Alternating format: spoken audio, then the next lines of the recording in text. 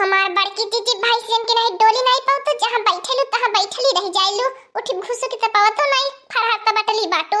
अच्छा ठीक है भाई जबले के बूढ़ा खाना बनावत ही तने काटत काटत तू बियाई गेल बाटा हम कुछ गाय के तने के सुनावत बाटी आ तने मन लगा के धान काटा के आज कट जाए हमारा पूरा धान। आज हम घर में बस गईले सोनार छोटी ना नदी सोनार छोटी ना नदी आज हम घर में बस गईले सोनार छोटी ना नदी आज हम घर में बस गईले सोनार छोटी ना नदी सोनार छोटी ना नदी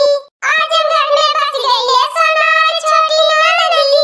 हमारा के देखी के सोनारवा मुस्की मारे हो सोनारवा मुस्की मारे हो हाँ हमारा के देखी के सोनारवा मुस्की मारे हो सोनारवा मुस्की मारे हो गलिया बीचे ठाड़े मोरे ससुर छोटी ना नदी गलिया बीचे ठाड़े मोरे ससुर छोटी ना नदी हाँ गलिया बीचे ठाड़े मोरे ससुर छोटी ना नदी गलिया बीचे ठाड़े मोरे ससुर छोटी ना नदी हाँ आज हम घर में बस गईले सोनार छोटी ना नदी सोनार छोटी ना नदी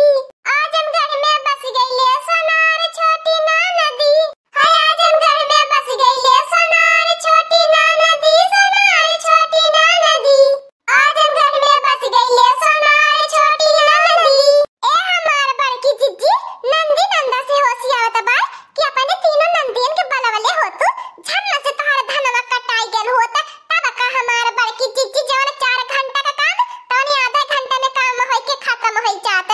ज्यादा खिनाही भतार काटी क्या तने बार हम तो के मना करी कि हमारे नंदी नंदन का बात कहिया हमारे सामने नकल करे हमारे देह में आग उठा ला देले बताई दे तो बाटी हानते अब हमारे देह मन के खुनवा धधका लागली उन्हें का नवजी करे या सुनी के भतार काटी लोग टहली बजावे खातिर नहीं आई है जब खाली भगावना भर भात उसी निसिन खाए के रही तभी अपने गदहरन के अपने भतारन के लेके आ जही हम उठाई के नहीं हरे क्या हमार बड़की जिद्दी हदतिया तहत कदम बनाई सोहाती अपने नंदी नंदन से गुस्सा रहबो और गुस्सा उतरबो के हुआ और के ऊपर ए हमार बड़की जिद्दी चुपाई मरले रहा कर धान कटावे के होता हां जाए दिया अब पूछ अपने बूढ़ा से खाना बनल कि नहीं बनल अब तो देखा हमार बड़की जिद्दी पेट में गुड़गुड़ी होवे लागल अब बहुत तेज से भूख लग गल बा का हो छिना कुआ पापा तू का बस आला बाटा इनाई के मने हसुआ लेके धनवा कटाई ले खाली आवेला तो खेत तकवाही करे अब बहिन मोटकानवा चलल चली आवत बाटी अब बहिन आए कि खेतवा में ठाड़ होत बाटी। ए हमार बड़की जीजी उकुली छोड़ा और अम्मा से पूछा अगर खाना होई गेल होय तो हमने के परस दिए हमने खा पी के फिर चली धनवा काटी आ धनवा काटी के चला बेतना दूर खेत बा कि आवे में टाइम लगी जाला ए बा चलोगा ना खाना हम बनाई देहनी मगर आज हम अपन धान कटवाए तो लोगन के जाए नहीं देबे एही के नाते देखत हो बुढ़ापा पे हम खेते में खाना बनावत बाटी तो लोगन के मारे अनीक अनीक खाना बनाए बाटी तो लोगन के जवन मन करे तवन खाई लेते जा। ए छेनकुआ पापा देखत ताया केतना घाम लागत बा तनी लिया के खता न का टेंट लगवाई दिए होता आ तनी छतवा लेके आल होता मने ठाड़ रहता हमरे घाम नहीं लागत छतवा पकड़ के बुजरो नहीं ताए टेंट लगवाईबू आ तक के खेते में लागल बा धान के कटवाही में टेंट तू टेंट चाही ब्याह शादी मने की जरूरत नहीं बा टेंट एने टेंट चाही छुई मुई भइल बाटू कम हिलाई जाबू घाम लागी तब। ए छिनकुआ पापा घाम लागत गर्मी बहुत ज्यादा लागत बा आंगन में सैया सोइन कुल बनवैया संग संग नहाइल जाई खूबे मजा लिया। हे देखो अम्मा मोटकानवा भैंसिया हाथी नंदनवा कहे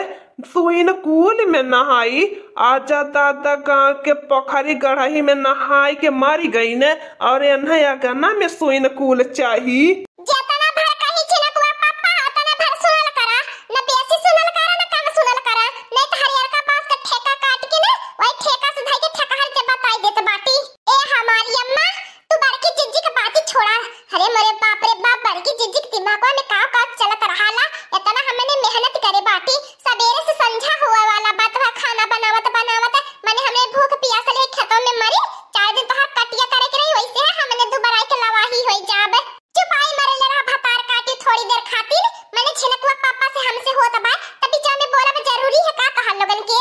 ए हमारे बड़की जिज्जी हमने के दादा का कौन साझ लागा तो हर दोनों जन के बीच में बोले के ए हमारे बड़की जिज्जी मरी मरी सवेरे से तोहर धान कटनी है अब खाए पे अब खाना नहीं सकून से खाए देबू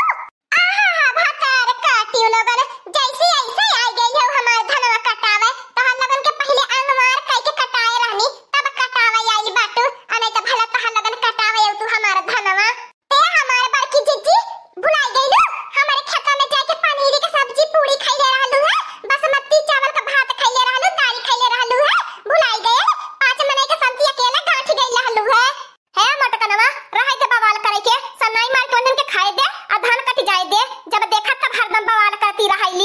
का करे बी अम्मा, इतनी नंगीन मेहरारू मिल गई है कि हम का बताइबे करी। ऐसे हम बाहर जीव बहुत उबियाई गेल बा, तंग आई गेल बाटी ऐसा नंगीन मेहरारू से। ए झलकुआ पापा, हमारे ऐसा बा नोन तेरा भुरभुर आई देत बाटी, आ दूसर कौनो रहती ने तो करे बस का नहीं रहती, तोरे जैसे मर्द नहीं के झेलबा बताई देत बाटी। आ हम नहीं एतना नीमन लागत बाटी, आ खराब लागत बाटी, जेही नीमन लागे ओही के जली आया बा। ए हमारे बड़की जीजी एतना नहीं अपने मर्द से झगड़ा कई जाता, बिहान के लिए आई है तोहर सौतनी ने, तब तोहरे करेजा पे बुझाई कि कैसन लागला सौतनी रहत के।